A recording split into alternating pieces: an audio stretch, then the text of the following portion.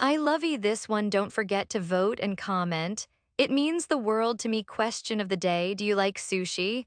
Is that the twins? I asked Costa, licking the ice cream clean off my little plastic spoon.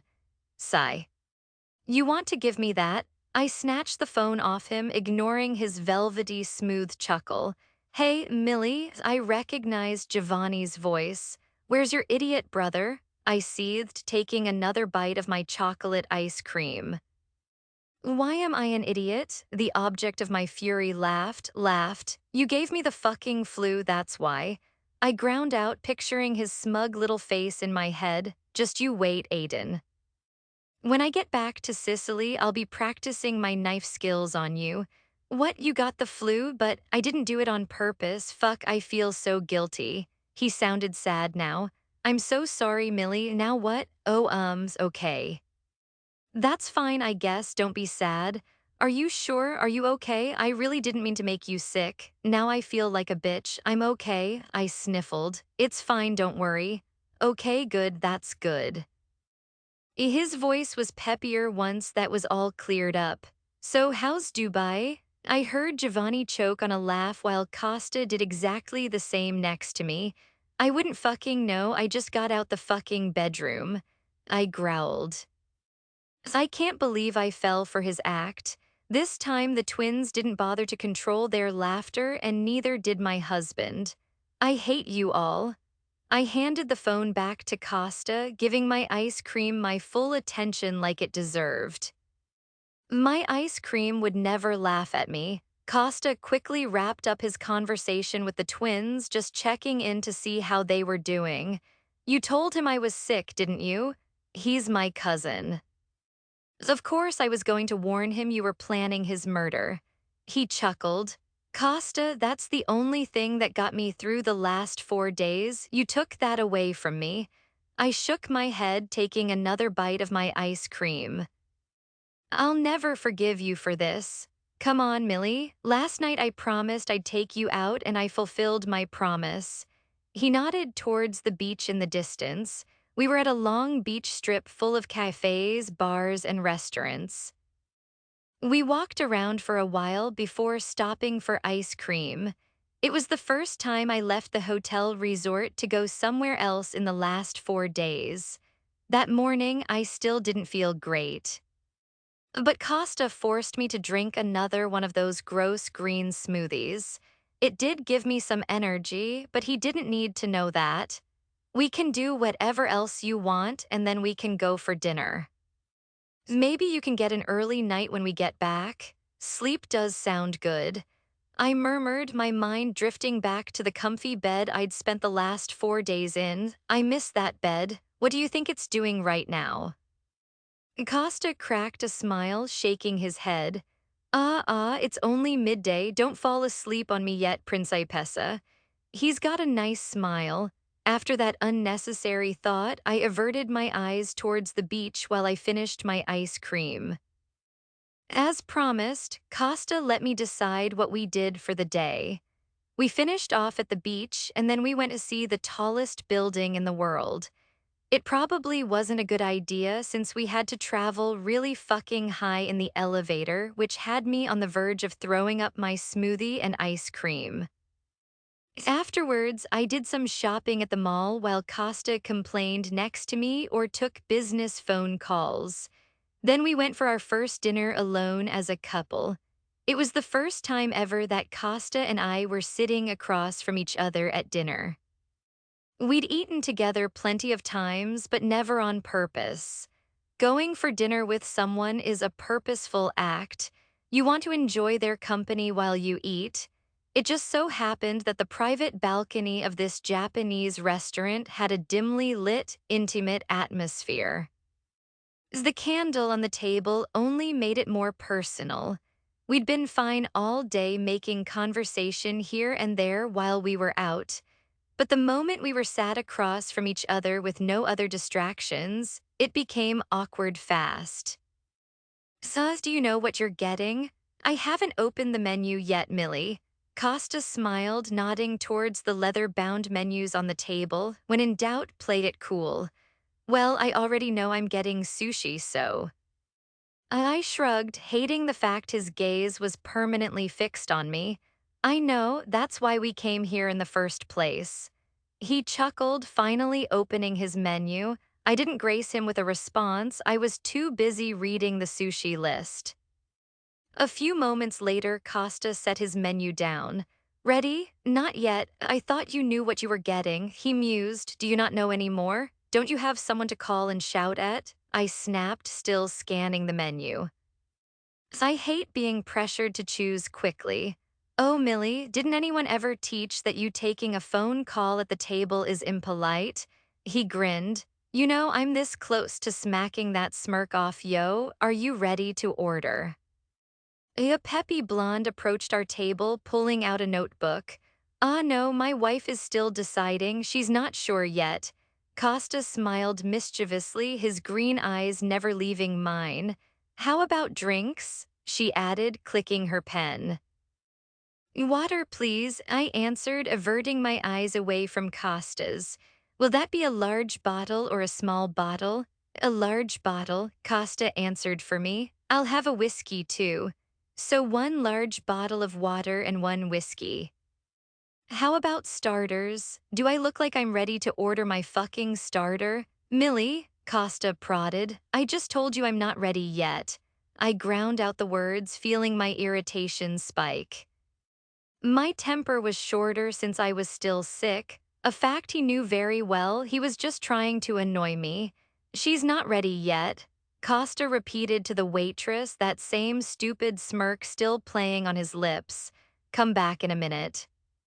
Once we were alone, Costa turned his attention back to me. You should be nicer to waiters, Millie. They're not getting paid to deal with your attitude. I want to stab you so bad right now. I gripped my menu tighter, scanning the delectable sushi options instead of stabbing him with my knife. Did you bring your knife? I nodded, still reading the menu. You sure? Yeah, I frowned, now meeting his eyes. Check. He smirked, relaxing back in his chair.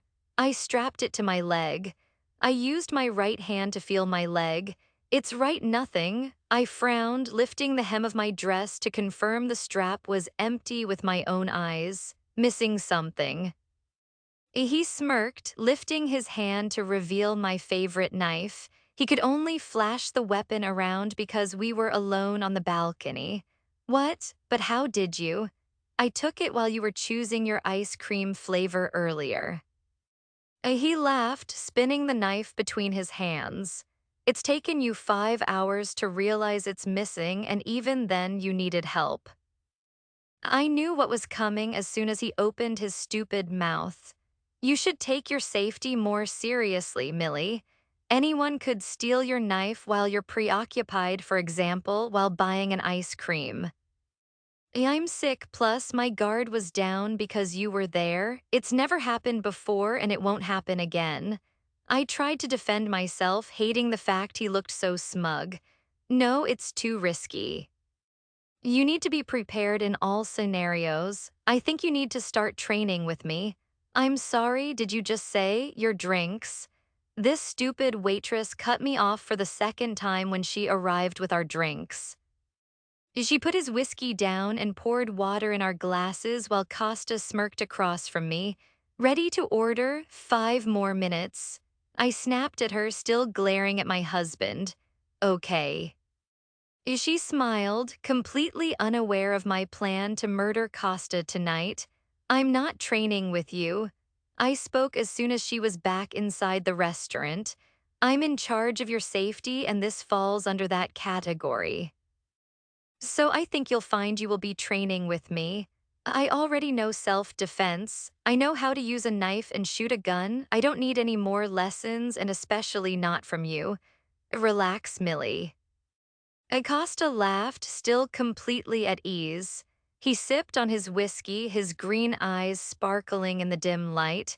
It's not a bad thing. If you're going to be on your own in New York without me, I need to know you can handle yourself. Of course, he had to remind me that he was letting me stay in New York without him. Fine, I sighed, but you're not allowed to be mean to me. When am I ever mean to you, Principessa? He smiled when I narrowed my eyes at him. Then he winked. He fucking winked at me, and I almost fell off the balcony. It was so fucking sexy. I couldn't do anything to stop the heat that quickly rose to my cheeks. I shifted my gaze to the menu, hoping the lighting was too dark for him to notice the blush on my cheeks. He released a velvety chuckle, sipping on his whiskey while I read the menu. Okay, I'm ready. I put the menu down with a satisfied sigh. No more pressure. Sure. He cocked an eyebrow at me, signaling for the waitress to come back out. Once she came, I ordered soup for starters and a sushi platter for my main with dumplings on the side. What was in that letter? I broke the short silence that fell between us once we placed our orders. As soon as I brought it up, a dark look passed through his eyes.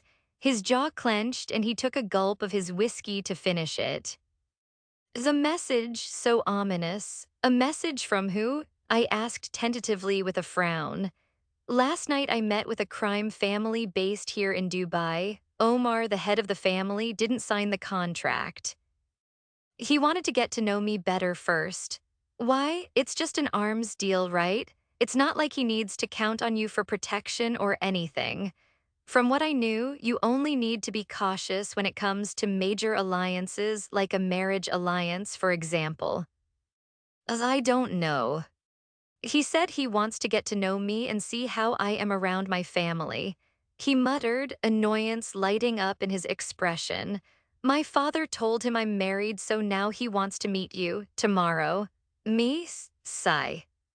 His Italian is so sexy. That's what the envelope was. It was the tickets to a fundraiser he's hosting tomorrow. So, if he's impressed with the way we behave together tomorrow, then he'll sign your deal? That's just stupid. The way Costa treats me has nothing to do with his ability to do business. As a businessman and a criminal, I couldn't fault him. He lives up to his reputation in every single way. Sigh. That means for one night you have to try not to hate me. That's impossible. I shook my head with a laugh, but I do feel responsible for making you miss work for the last few days. So I guess I'll pretend to like you for a couple of hours. Pretend, huh? He smiled, revealing the dimples in his cheeks. I took a sip of my water when a thought occurred to me. Wait, how did he know where we're staying? That's what I meant when I said it was a message. He's got fucking eyes on me. So that's what was bothering him when I brought it up. Eyes on you? Why? I looked at him quizzically. It's a tactic La Famiglia use. When any other organizations or crime families come into our territory for whatever reason, we have eyes on them. We always let them know they're being watched, just as a reminder. So he's using your own tactics against you. I scoffed, and he would have known I was at the villa alone. Just wait until he meets my knife, Costa. For once, my threat wasn't towards my husband, but towards someone he also didn't particularly like. Costa chuckled with a shake of his head. You can't stab him, I need his business. He tried to intimidate me while I was alone and sick. That's not okay, at least not in my books. I know. Don't worry, I'll deal with it at some point. He won't get away with it. I could see it in his eyes. He meant every word he said. Not only were the intimidation tactics meant to get to me, but to Costa too. It really was a message. And he wasn't happy about it. You have a lot of enemies. I thought out loud, fiddling with the edge of my napkin. Viktor Kozlov, Ako Petrovic, and now this new guy. Most of it is business. Omar wouldn't do anything. He was just trying to make a point that we're in his city. But for Kozlov and Petrovic, it's personal. Things turned sour and now they're lashing out. Kozlov hated Costa for a very long time. I didn't know the history between the Sicilian Mafia and the Russian Bratva, but I knew it was a long one. As for Petrovic, it all stemmed from that poker game. Can I ask you a question? I spoke hesitantly, unsure if it was a wise decision to bring it up, but I'd been dying to know since that night. I just never got the chance to ask. What is it? He rose an eyebrow curiously. That night at the poker game. Akko tried to bait you into betting me, but you folded. He tried to goad Costa into making me part of the bet. If he wins, then gets me for the rest of the night. He lost everything Akko was offering, but also all his own money and the 3 clubs he added to balance the deal. If Costa had faith in his cards, he could have taken the risk and bet me too. He's a brilliant poker player after all. But if his hand was too weak, maybe he didn't think it was worth the risk. What were your cards? My question lingered in the air while Costa watched me with his ironclad poker face in place. He held my stare for a moment before breaking it to look at the view from the balcony instead. I had a straight flush. He finally admitted, my lips parted in surprise while he now watched me closely.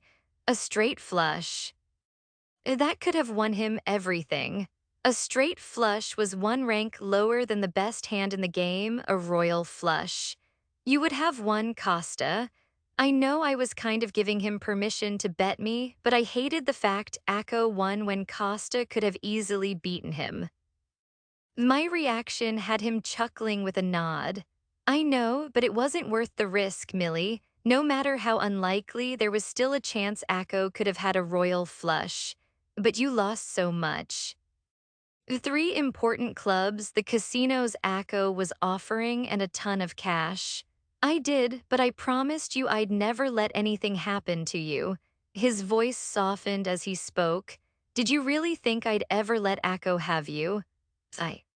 I don't know, I didn't know what you were thinking.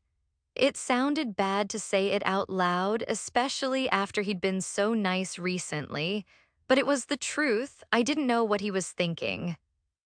He was in business mode, he wasn't relaxed and casual like he was during our dinner. When he said it, I was actually thinking about food. Costa admitted with a smile. His smile widened when I laughed at his unexpected revelation. Food, sigh, I was hungry, he shrugged. The game was taking too long and I hadn't eaten all day, so even with that tough exterior, he's still human after all. Our relationship might not be, Costa continued speaking, but I cut him off. I decided to offer him some suggestions just to be kind. Good, real, friendly, Norm, yeah, I got it. He cut me off, narrowing his eyes at me. So I guess he didn't appreciate my suggestions.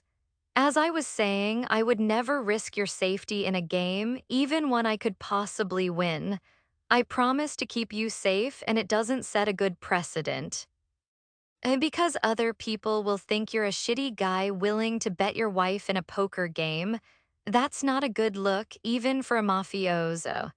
Exactly, most people think this is a real marriage. They don't know you make me want to shoot myself in the head at least 6 times a day.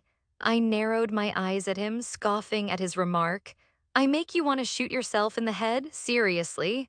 Sigh, you have a gift. He grinned, reaching into his pocket when his phone started buzzing. He checked the caller ID, frowning at the name on the screen. Didn't anyone ever teach that you taking a phone call at the table is impolite?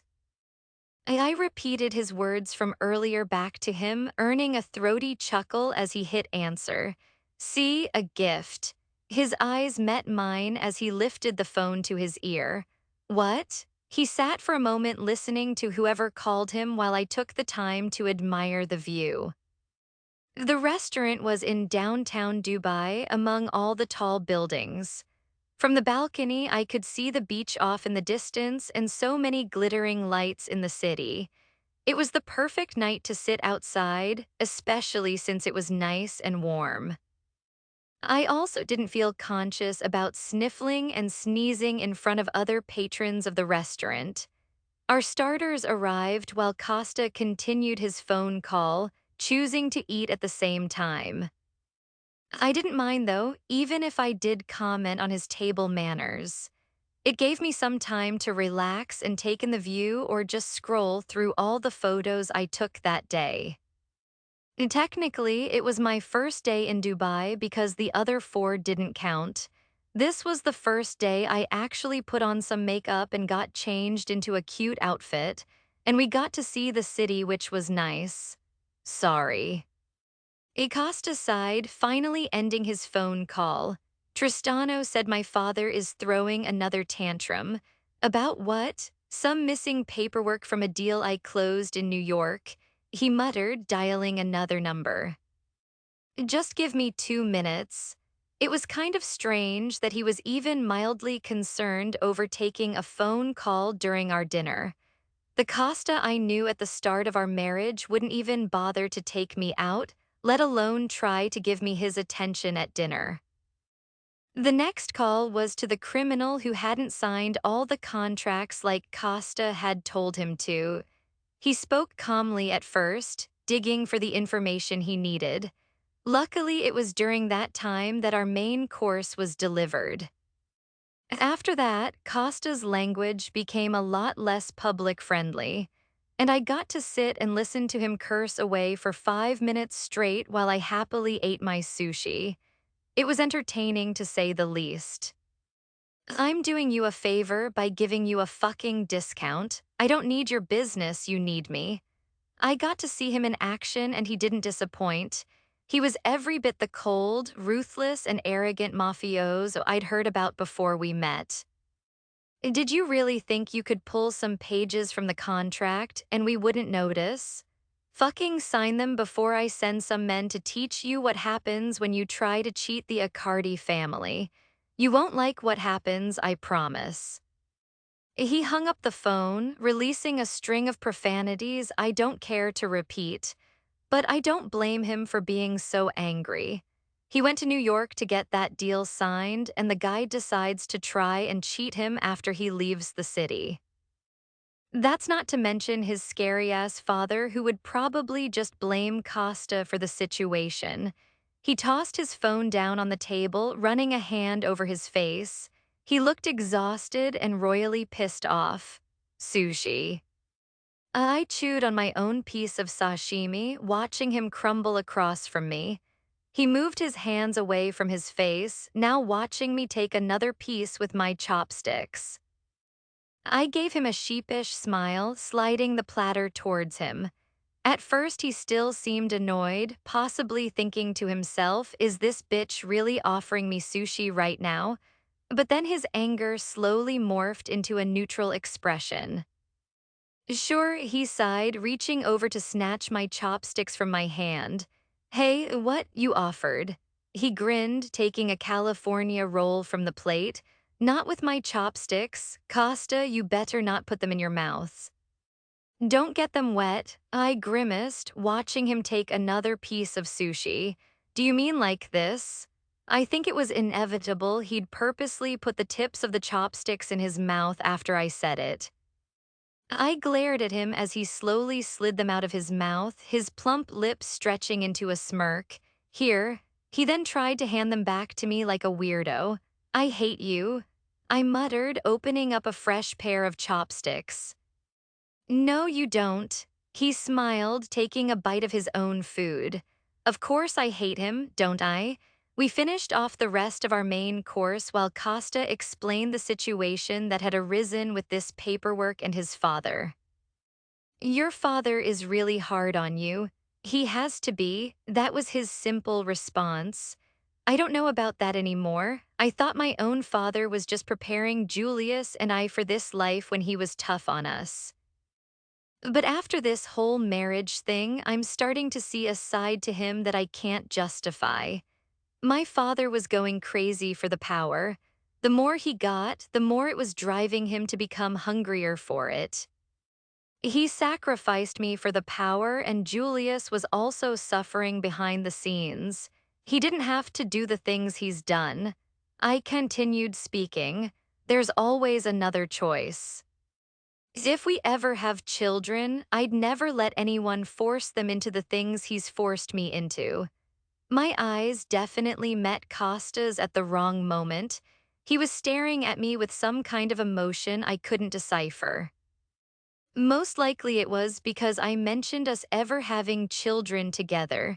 That word had the power to open Pandora's box.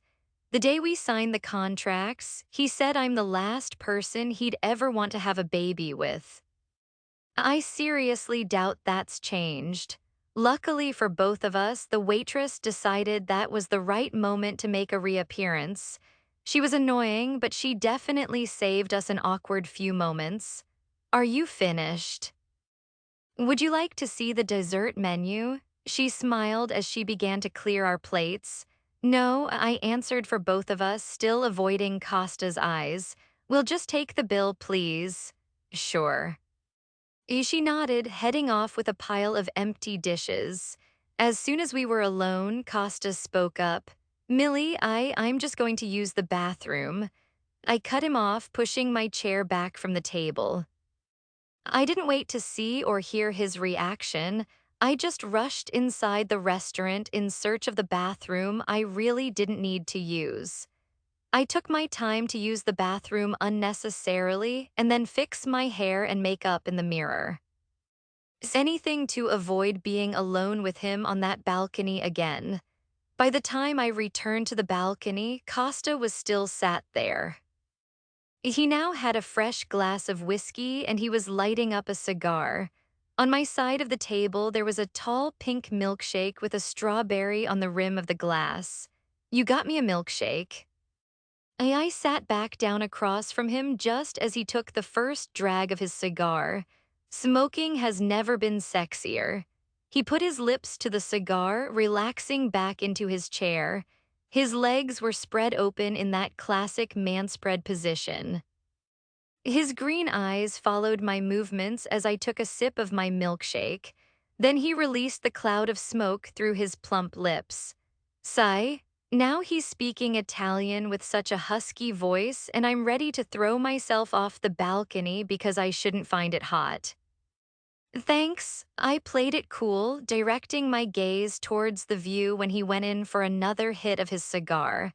I could feel his eyes burning into me, but I refused to look at him. How could I be so stupid to bring up children? I mean, I was talking about my own life, but it just slipped out.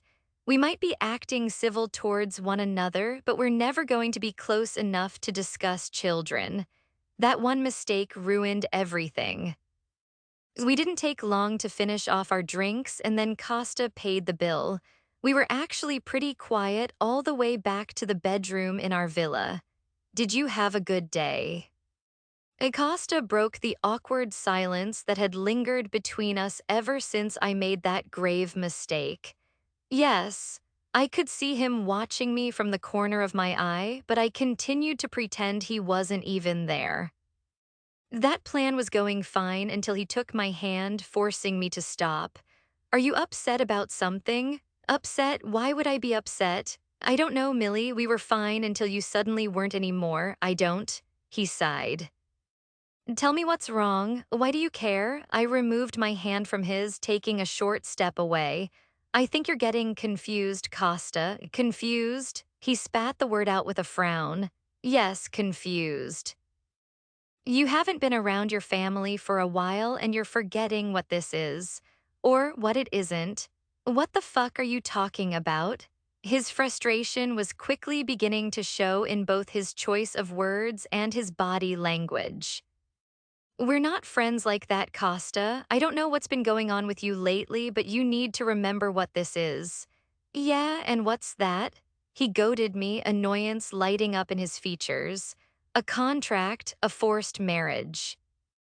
Forced, he scoffed. You seem pretty fucking happy for a woman trapped in a forced marriage. I'm not, my voice raised as I stepped closer to him. I'm not happy, why can't you see that?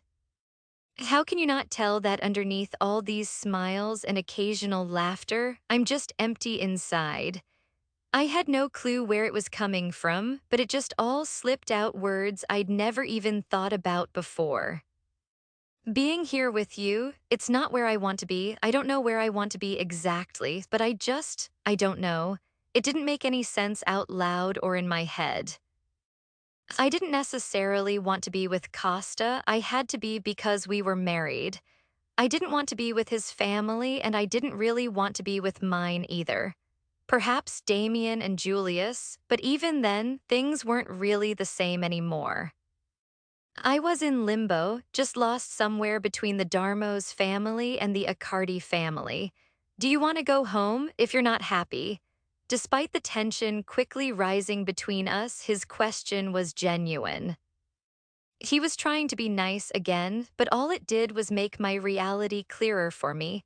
Home? I don't have a home, Costa, not anymore. Sicily. He murmured tentatively, his anger now simmering down. Do you want to go back to Sicily? No, I eventually answered with a shake of my head. I don't, okay. He nodded, stepping closer to me. Keeping his eyes on mine, he removed my rings and then unclasped the bracelet on my wrist. I stayed quiet, my body falling terribly still when he turned me around so he could unclasp my necklace.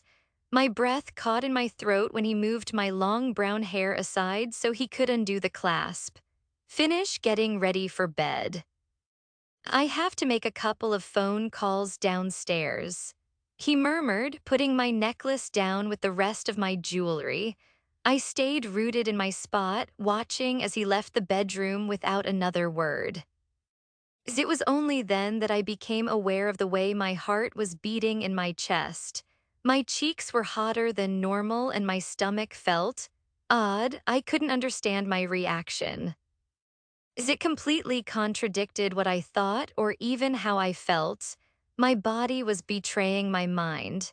After he left, I was worried about the awkwardness we would face when he returned. But it didn't matter because that was the last I saw of him that night. He didn't come back upstairs even after I got into bed.